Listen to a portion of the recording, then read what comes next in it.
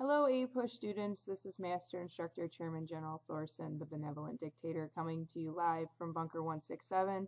This is Chapter 1, The Collision of Cultures. We're going to be looking at the Native Americans, the Europeans, and the West Africans today and how they collided circa 1492. Let's get started.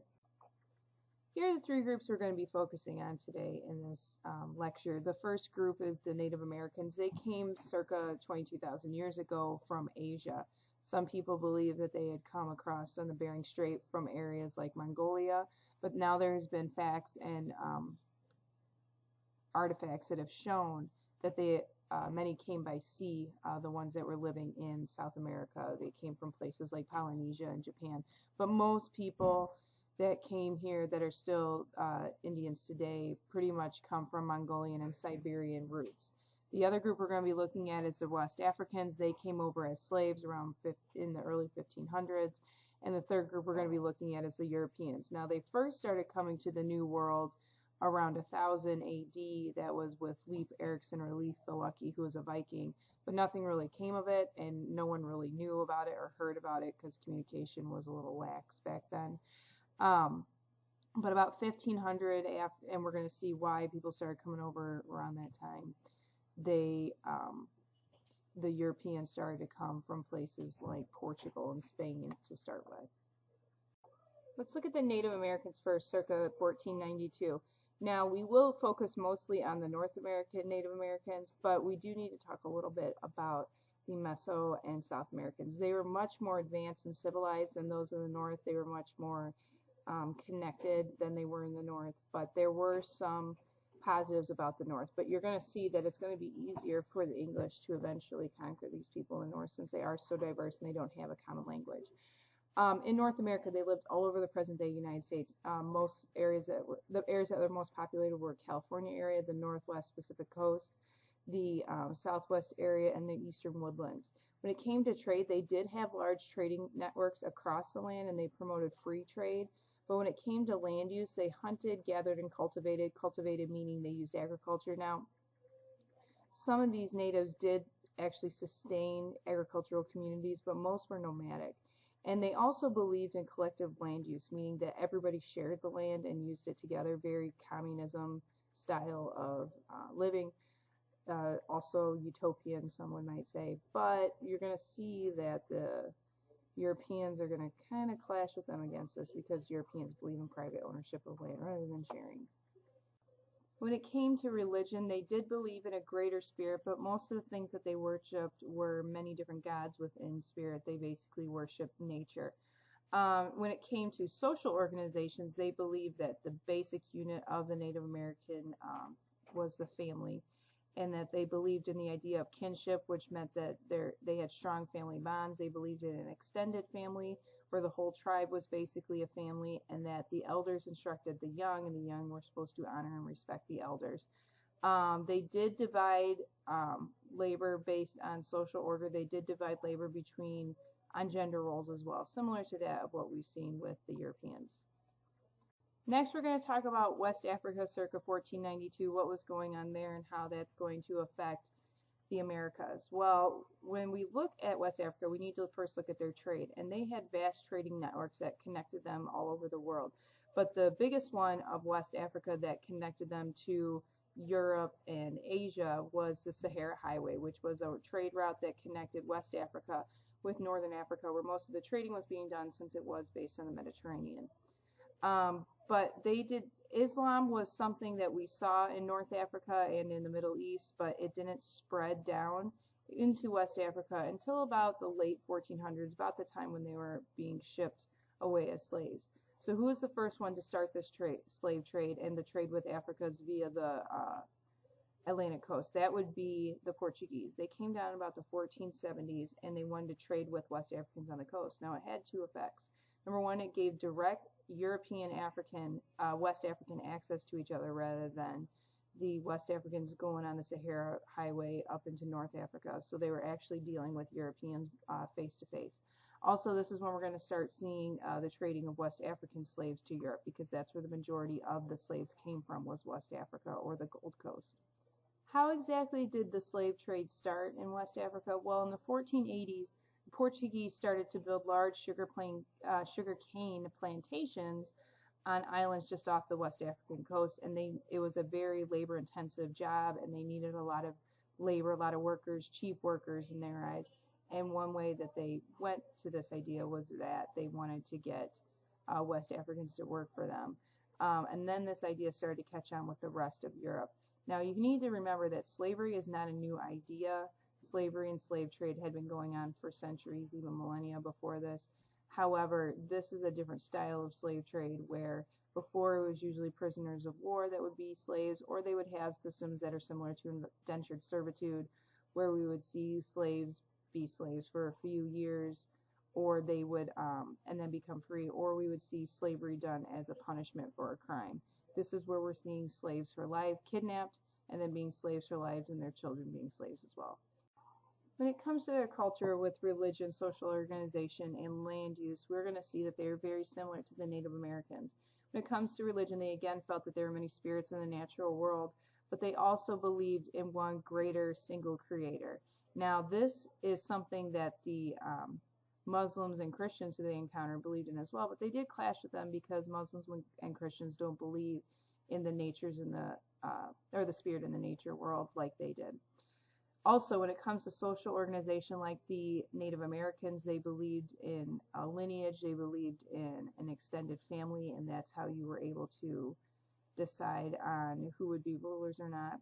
And when it came to land use, they hunted, gathered, and cultivated just like those of the Native Americans, and they also believed, like the Native Americans, in the collective use of land rather than private ownership.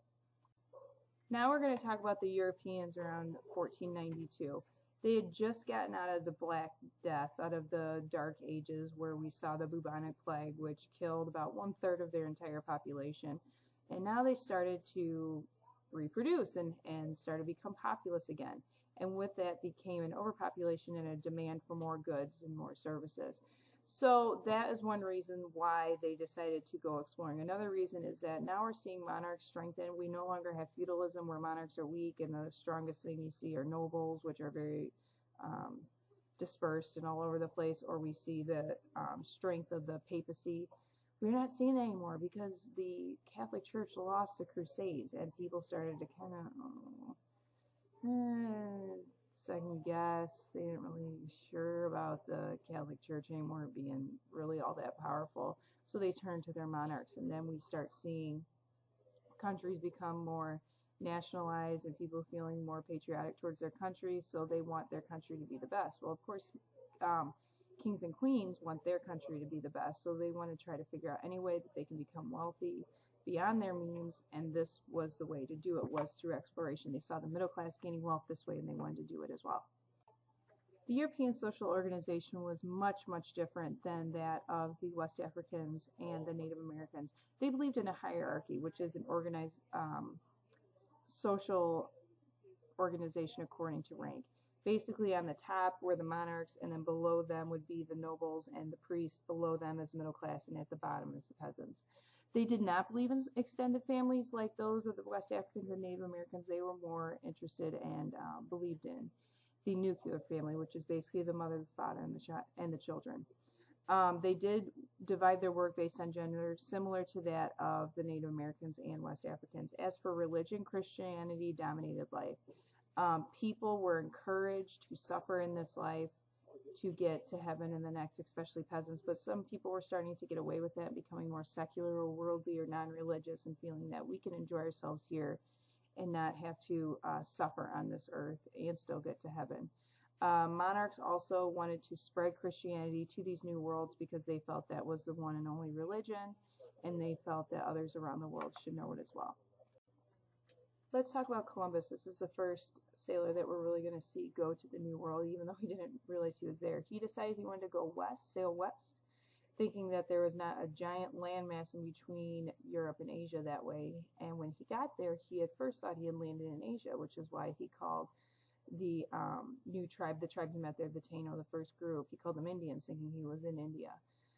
He wanted to go there to get gold, land, and to spread religion, and he began to colonize there, and that's why he was such an important part of this expedition to the New World, because he was the first one to start these colonies, which is just establishing distant settlements that are controlled by a parent company, in this case Spain. He was able to make 3 voyages total, and that's on his 3rd voyage is when he went to Venezuela, present-day Venezuela, is when he started to realize that this was a new world. It wasn't, in fact, Asia as he thought. So, like I said, what are the main goals of these people? These countries, these explorers, they want to gain wealth and spread Christianity. So, what did Christopher Columbus sing about? We have a song for him that sang about his exploration to the New World, and here it goes.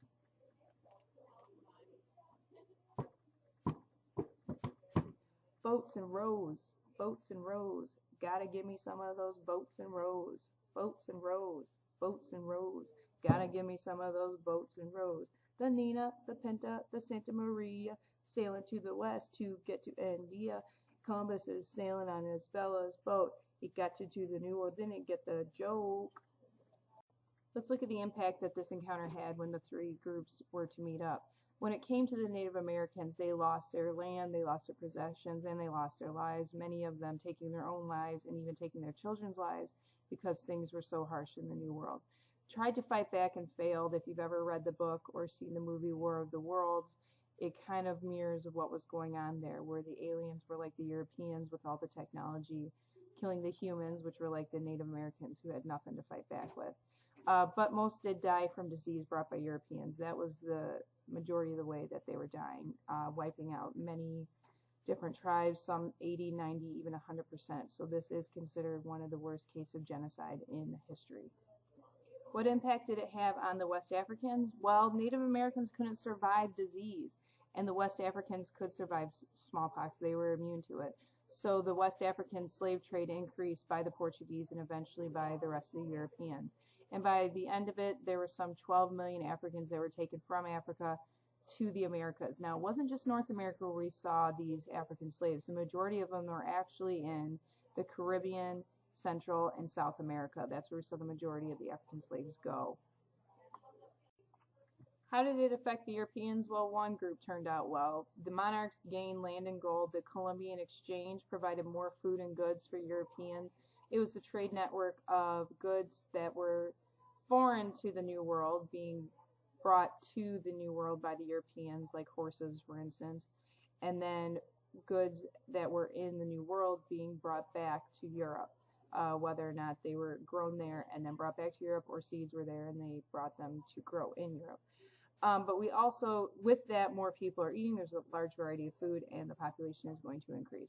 We're also seeing national rivalries happen right now. The 4 main ones were Spain, Portugal, France, and England, and they were fighting to gain new land and to gain new wealth.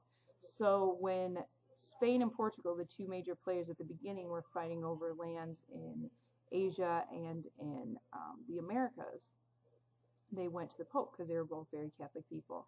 Or countries, excuse me, and that's when they signed the Treaty of Tordesillas, which was the idea of the Pope that every piece of land that was split in half to the west would be for Spain, and to the east would be for Portugal, in the name of the Pope. So no matter what, even if people said it was theirs, they've decided, the Pope says it's mine, so I get to keep it. So that was how it ended for this. So that is it for Chapter 1. I am Master Instructor Chairman General Thorson. Peace out. Torch.